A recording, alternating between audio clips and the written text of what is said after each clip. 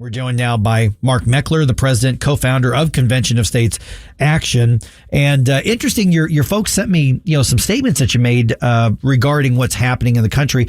And basically, as I understand it, Mark, because I need you just for those who don't know what this convention is, I want to cover the civics aspect of it, because this isn't something that's invented out of whole cloth. There's actually a process in place. But when we talk about making a change at that sort of constitutional level, I always want to make sure that it is not an overreaction to today's issue that may not be tomorrow's issue. We're talking about the foundations that frame up the way that we handle challenges in the country, right? Yeah, we are. And I think you're hitting on a really important point to start. And it's important that we get our language correct. We're not looking for fundamental change. We're looking to restore our system of constitutional governance. Unfortunately, over about the last 115 years, we've seen fundamental changes to our constitutional system of governance, mostly wrought by federal courts. Congress does something, oversteps, the courts uphold that. This is how we get the administrative state. And the way we restore fundamental constitutional governance is that we push back on the courts through constitutional amendments. This is the remedy that the framers of the Constitution gave to us. Good morning, Mark. Gabe Pfeiffer here. So what happens when an Article 5 convention is called? What does that process look like? So the way it looks is in Article 5 of the Constitution, there are two ways to propose amendments to the Constitution. It's important to remember all we're talking about is the proposing of amendments. One way is Congress can propose whenever 2/3 of both houses of Congress agree on a proposed amendment. Then it goes out to the states for ratification. That's how we've gotten all 27 of our amendments. The second way is if Congress won't do what the people wants. For example, the people want term limits, or the people want a balanced budget amendment. These are things that the American people have wanted for over 30 years, according to polling. Congress won't do those things. Then when 2/3 of the states make application for a convention of states, then the convention is called, and those things can be discussed in convention. That's what we're talking about doing right now, to propose term limits, and not just for Congress, but for federal officials, staffers, bureaucrats. I call that the Fauci Amendment. We're looking for something to keep those folks from being in Washington, D.C. for 40 or 50 years and accumulating power. We're looking for fiscal restraints on the federal government, things like a balanced budget amendment, tax caps, spending caps, the imposition of generally accepted accounting principles on the federal government, and finally, the imposition of what we call scope and jurisdiction restraints. And what I mean by that is to keep the federal government out of things that the Constitution never intended, according to enumerated powers, for them to be involved in, things like education and energy and healthcare and the environment.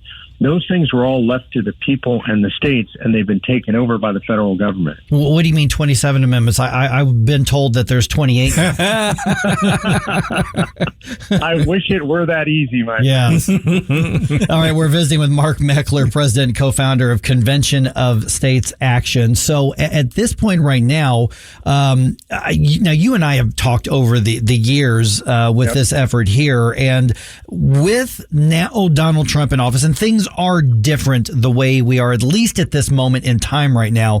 Do you think that there is a different opportunity to move forward with the Convention of the States, or with an Article 5 convention now, as opposed to, 2, 3, 4 terms ago, or when you and I started talking about this years and years ago? So what's different now that you think would motivate people to at least consider this option?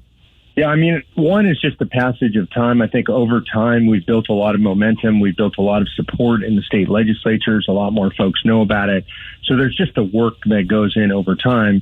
But the second thing is we are in a particular moment in time when there is an appetite among the American people for, as you described, a deep reformation of government, of fixing the deep problems that have now driven themselves to the very foundations of our government. And this methodology given to us by the framers is the way to do that. It's to go back and to be able to say to the federal government, for example, no, we don't want people like Mitch McConnell or Nancy Pelosi or Chuck Schumer serving for 40 years in the United States Congress until they're no longer even cognitively able to do so.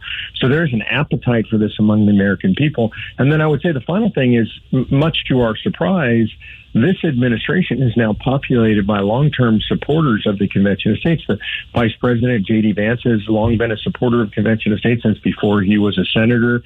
You had Vivek Ramaswamy, you mentioned earlier is a supporter. You have Mike Huckabee, who's going to be our ambassador to Israel. You have Pete Hegseth, longtime friend of Convention of States, now SecDef. You have the nominee for Secretary of Agriculture, Brooke Rollins. We have Caroline Leavitt, who is the press secretary, I think the youngest press secretary in the history of the U.S., and she has long been a supporter of Convention of States. So we have all these people in the administration, a core group of people looking to create a long-term legacy for President Trump. Now is the time to push forward with the Convention of States. Good morning, Mark. Stalpontikis here. So could you explain to those who may not understand how the Convention of States actually works? You don't have all 50 states participating right now, correct? It's a number smaller than that, but you're shooting for a certain amount of states? Sure. The Constitution specifies that it takes 2/3 of states to call a convention, so that number is 34 states to call the convention. So far, 19 states have called for the convention. Just in the last week, we passed halfway through South Dakota. I expect South Dakota will finish off and become our 20th state next week, so that'll take us to 20 out of 34. And I expect to see probably 6 to 8 more states join in the coming year. So we'll be pushing close to that 34 number. Once 34 states call for a convention, they have to do so on the same terms. In other words, they have to say, we want to talk about the same things. Those things I talked about, fiscal restraints, term limits, and scope and jurisdictional restraints. Once 34 states do that, the convention is called. The states gather, they debate proposed amendments. And I think this is a very important point. All they can do is make suggestions. In other words, they will say, during convention, 26 or more states agree that we should have, say, an amendment for term limits for Congress. And then that goes out to the states for ratification, and it takes 38 states to ratify anything before it becomes part of the Constitution. Now, correct me if I'm wrong, but one of the dangers of this, I suppose, is that the left can make their own proposals here. They can bring up any number of things, maybe even an adjustment to the Second Amendment to clarify the language or things like that, or maybe bring in the 28th Amendment talk again. Is that any sort of worry? Should that be on our radar at all? No, and it's actually not a danger because remember, a supermajority of states, 34 states, have to agree in advance to the limitations on the subject matter of the convention. We know this for sure because there have been over 400 applications in the history of the United States for a convention. We've never had one because we've never had 34 states agree in advance on what the subject matter is. So when you got to convention, you would have this supermajority that have already agreed in advance the limitations on what can be discussed at convention. And for example, any kind of quote unquote limitations or clarification of the Second Amendment would not be on the table. Okay, so why not just say, let's pressure Congress to pass the laws to make these happen, to have require in the law that there's got to be a balanced budget. That's a lot quicker. We can in theory get that done this session in the first 100 days. Why go through the long, arduous, drawn out process of a constitutional amendment, which could take years, as opposed to saying, come on, let's just put the pressure on them. Email them right now. Go ahead and get it done. Man, I would love to see them get it done, first of all. So I think we should do that. This is not in place of, but I don't believe they actually will do that.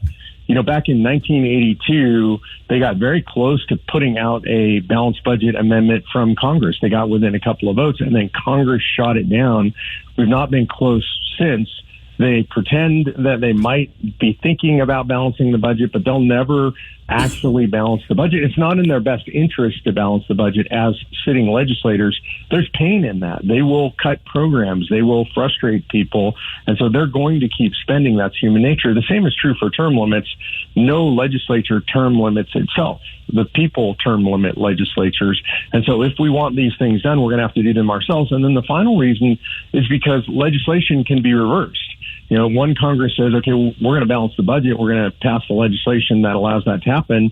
The next time that you get a leftist Democrat administration, and the pendulum does swing in American politics, they're just going to go back to spending in the exact same way that they always have. And important to remember, by the way, Republicans spend pretty close to the same as Democrats. Donald Trump in his first term, I love Donald Trump, but the fact is he spent more than all the other presidents before him.